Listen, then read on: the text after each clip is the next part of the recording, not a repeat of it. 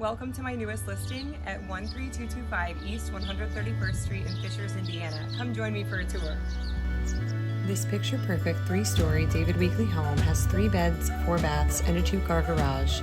Low maintenance and well-crafted, it has high ceilings, custom touches, and upgrades throughout. The kitchen is a large island, stainless steel appliances, granite countertops, a double oven, and more.